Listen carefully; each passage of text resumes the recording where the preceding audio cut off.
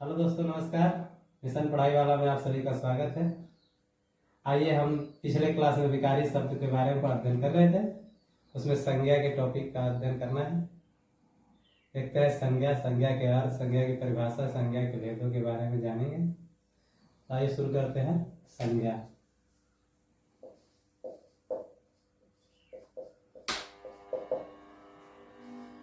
संज्ञा का अर्थ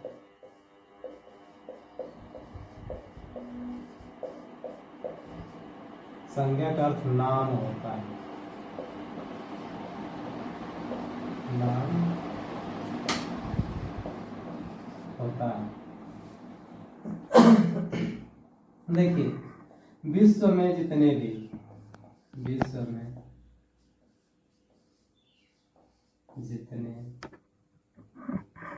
व्यक्ति, वस्तु, स्थान है, उनका कोई ना कोई नाम अवश्य होगा। उनका कोई ना कोई नाम अवश्य होगा।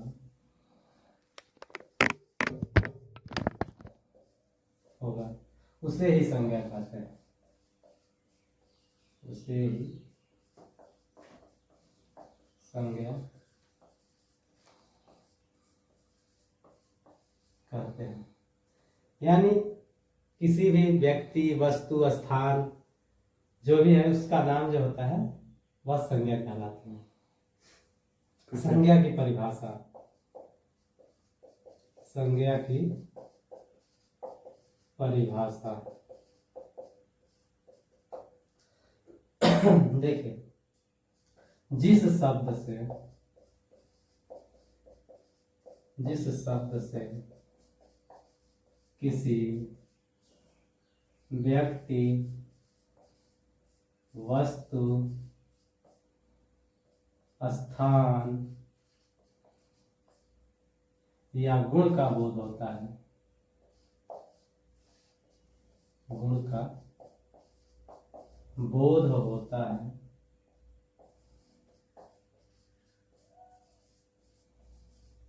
है, उसे संज्ञा कहते हैं। उसे संज्ञा कहते हैं।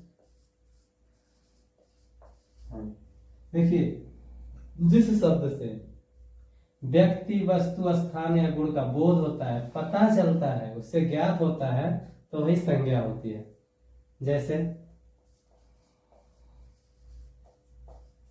जैसे मोहन, आगरा,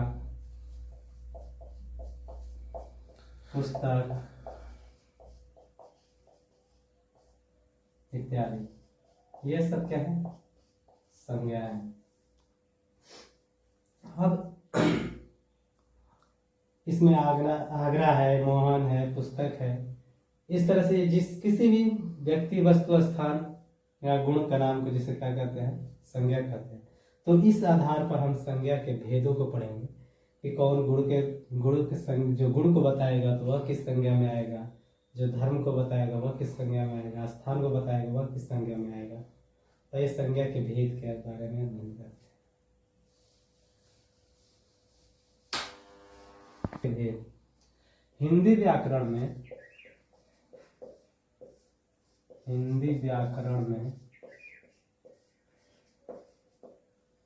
सभी प्रकार की संज्ञाओं के लिए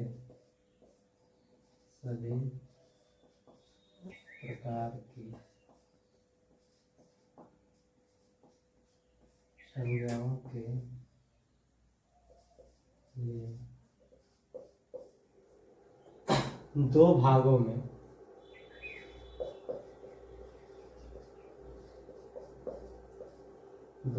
में बांटा गया। हिंदी व्याकरण में सभी प्रकार की संज्ञाओं के लिए दो वर्गों में विभाजित किया गया है। ये ऐसे जैसे अब जो संज्ञा सभी प्रकार की संज्ञाओं के लिए, यहाँ पर संज्ञाओं के, सभी प्रकार की संज्ञाओं के लिए दो भागों में विभाजित किया गया है। पहला है वस्तु स्थिति के आधार पर, वस्तु की स्थिति से, वस्तु की स्थिति से, और दूसरा है धर्म की स्थिति से, धर्म की स्थिति से। अब इस आधार पर देख लीजिए संज्ञा, अब इसको दो भागों में विभाजित किया गया है,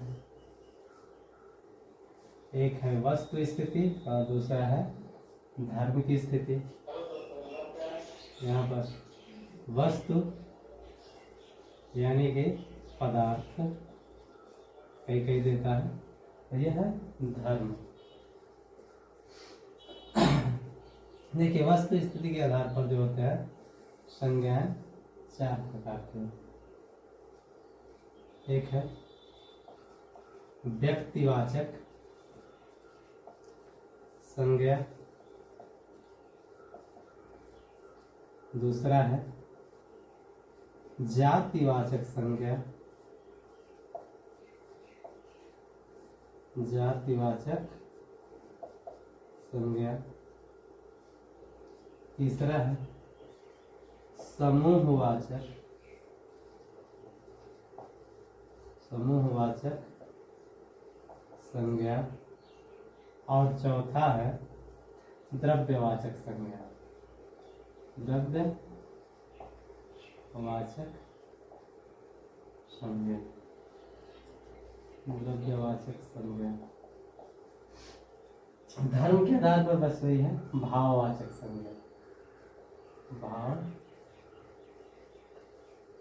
संज्ञा।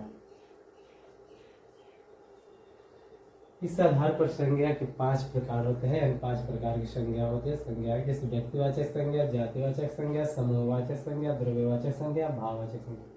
कुछ व्याकरण शास्त्री जो होते हैं वह 3 ही प्रकार की संज्ञा को मानते हैं, व्यक्तिवाचक, जातिवाचक और भाववाचक। वह जातिवाचक संज्ञा में ही समूहवाचक और द्रव्यवाचक दोनों को समाहित कर लेते हैं, यह अध्ययन करते हैं। लेकिन अब जो है प्रमाणित हो गया 5 प्रकार की संज्ञा पाई जाती है।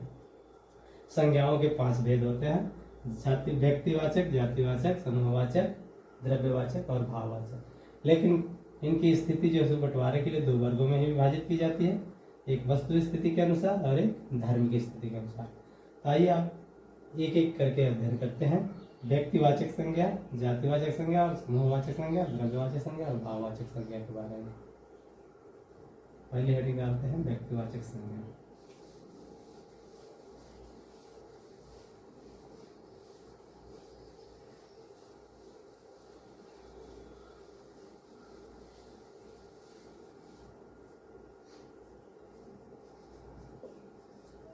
व्यक्तिवाचक संज्ञा। देखिए जिस शब्द से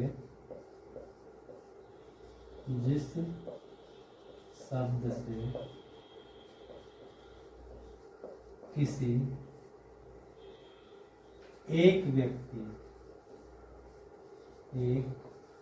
व्यक्ति, वस्तु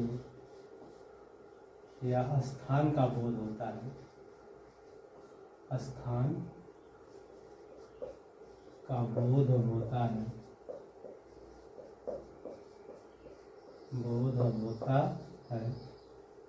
उसे व्यक्तिवाचक संज्ञा कहते हैं, उसे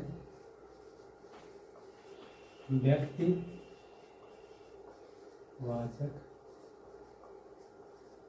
संज्ञा कहते हैं। देखिए जिस शब्द से, जैसे जो शब्द होगा उस शब्द के माध्यम से हमें एक ही व्यक्ति, एक ही वस्तु, एक ही स्थान का अगर जो बोध होता है या पता चलता है, ज्ञात होता है, तो वह संज्ञा क्या होती है? व्यक्तिवाचक संज्ञा होती है। जैसे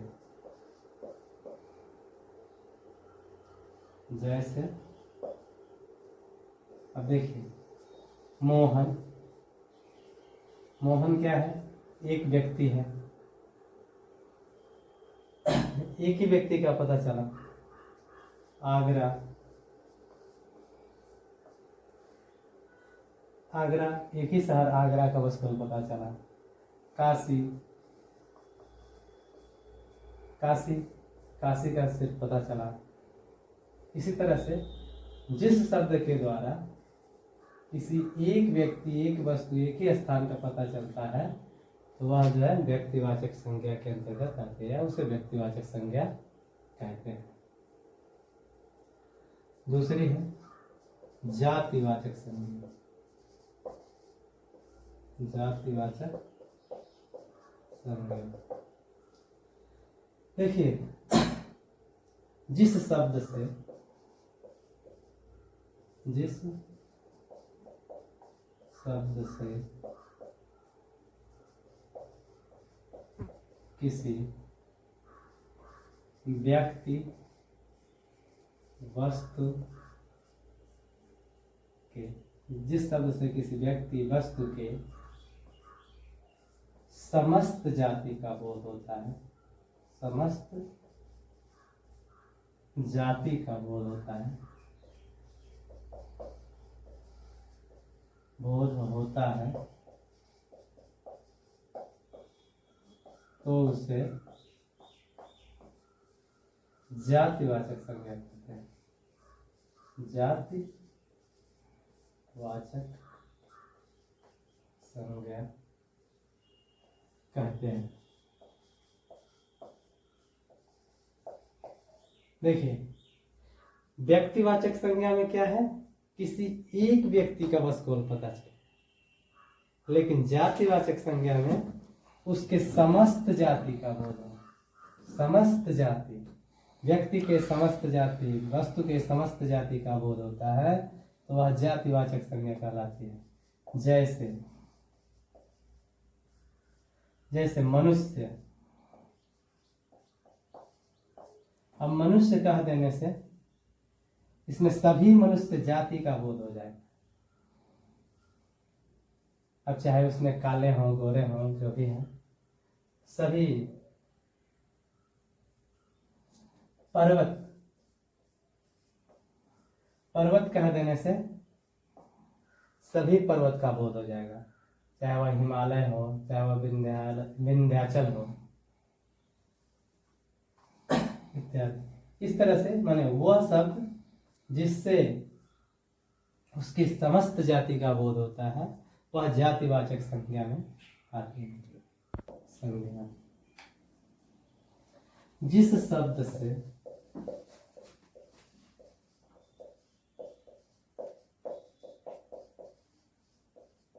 किसी व्यक्ति अथवा वस्तु,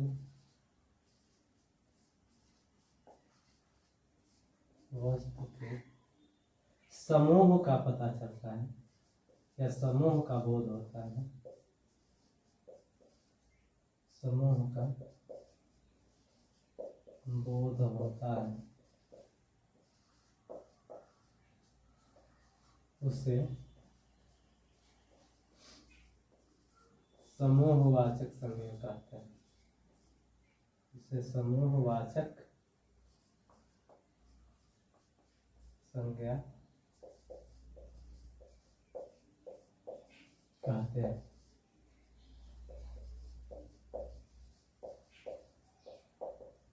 देखिए, व्यक्तिवाचक में हमने पढ़ा कि किसी एक व्यक्ति को, जातिवाचक में पढ़ा कि उस व्यक्ति के समस्त जाति को बोध होता है, और समूह में क्या है? व्यक्ति या वस्तु के समूह का बोध होता है। समूह, समुदाय, उसे क्या कहते हैं? समूहवाचक संज्ञा कहते हैं। जैसे परिवार, सेना, भीड़, सभा, कुंज इत्यादि। ये सब क्या है? यह समूह में है। परिवार, मम्मी पापा, भाई बहन, दादा दादी, चाचा चाची, इस सब का एक समूह है, उसे परिवार कहते हैं। तो इस तरह से यह जो संज्ञाएं क्या हुई, समूहवाचक संज्ञा। देखिए द्रव्यवाचक संज्ञा, द्रव्यवाचक संज्ञा जिस शब्द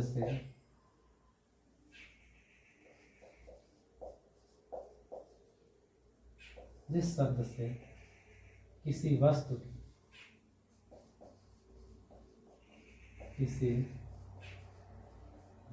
की नाप तौल की स्थिति का पता चलता है, नाप तौल की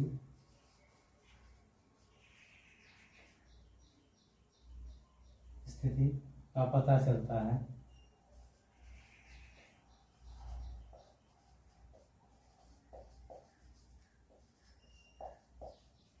उसे द्रव्यवाचक संज्ञा कहते हैं। द्रव्यवाचक संज्ञा कहते हैं। जैसे वह वस्तु जिसको नापा जाए, तौला जाए, वह जो है कि क्या होती है, द्रव्यवाचक संज्ञा के अंतर्गत आती है। देखिए हमारे खाने पीने की जितनी वस्तुएं हैं वह सब द्रव्यवाचक संज्ञा के अंतर्गत आती हैं। जैसे हम मान लीजिए चावल, दाल, गेहूं, ये सब क्या करते हैं, मापा जाता है, इसको नापा जाता है, तौला जाता है। जैसे घी, दूध, चावल, सोना चांदी,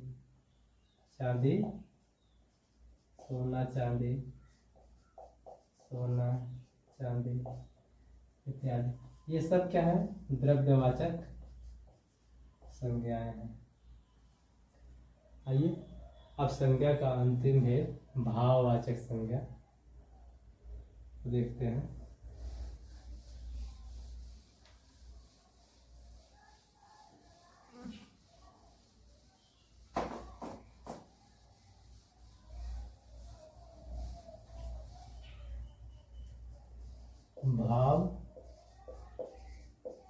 भाववाचक संज्ञा, भाववाचक संज्ञा देखिए जिस शब्द से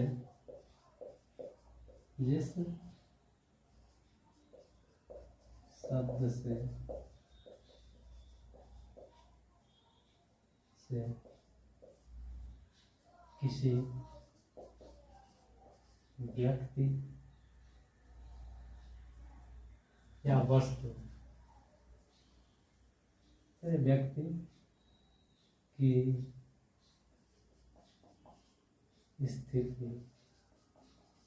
स्थिति में दशा, व्यक्ति की दशा, अवस्था, धर्म, स्वभाव, गुण का पता चलता है,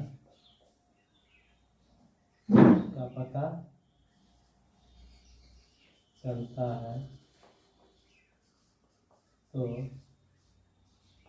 इसे भाववाचक संज्ञा कहते हैं। भाववाचक संज्ञा कहते हैं। देखिए इसमें व्यक्ति की दशा, अवस्था, धर्म, स्वभाव, गुण, अभी कहीं कहीं आता है व्यापार की स्थिति का भी पता चलता है, तो सब क्या होते हैं, भाववाचक संज्ञा होती है। जैसे क्रोध, सच्चाई,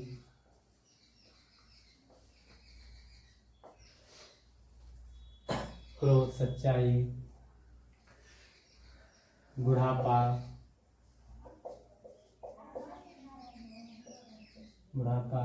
मानवता इत्यादि। हाँ एक चीज इसमें नोट करके लिखने लायक है,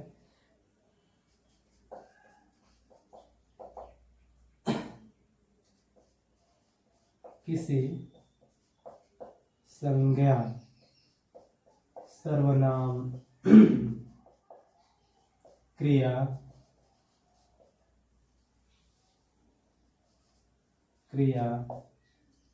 विशेषण के अंत में कोई प्रत्यय जुड़ता है,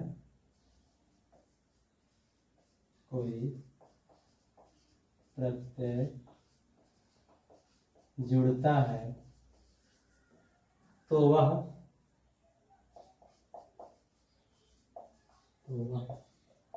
प्रायः भाववाचक बन गया, भाववाचक संज्ञा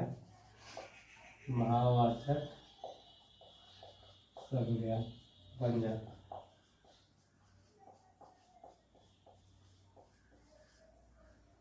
और इसी तरह से ये संज्ञा का मतलब है कि आप देखिए जैसे जातिवाचक संज्ञा है, जातिवाचक संज्ञा में और जो ये प्रत्यय जुड़ता है तो यह भाववाचक संज्ञा होती है। सर्वनाम के क्रिया में विशेषण के अंत में जो प्रत्यय जुड़ता है तो वह अक्सर प्रायः जो भाववाचक संज्ञा होती है। जैसे अब यहीं पर था, जैसे बूढ़ा कहने से बूढ़ा मान लीजिए कि कोई एक व्यक्ति तो है नहीं, बूढ़ा कोई भी हो सकता है। इसमें अगर जो पा प्रत्यय जुड़ गया है तो क्या होता है बुढ़ापा, यह क्या हो गया, यह भाववाचक संज्ञा होगी। और इस तरह से इधर यह क्या होगा, ये जातिवाचक और यह भाववाचक। तो इस तरह से जैसे मानव कहने से, अब यहाँ पर है मानव कहने से समस्त मानव का बोध हुआ। अब इसी में ये ता जुड़ गया, प्रत्यय तो ये मानवता तो ये क्या हुआ भाववाचक संज्ञा। तो इसीलिए हमने कहा कि किसी संज्ञा सर्वनाम क्रिया विशेषण के अंत में अगर कोई प्रत्यय जुड़ता है तो वह प्रायः भाववाचक संज्ञा बन जाता है। अब मिलते हैं अगले टॉपिक में सर्वनाम के साथ। जय हिंद।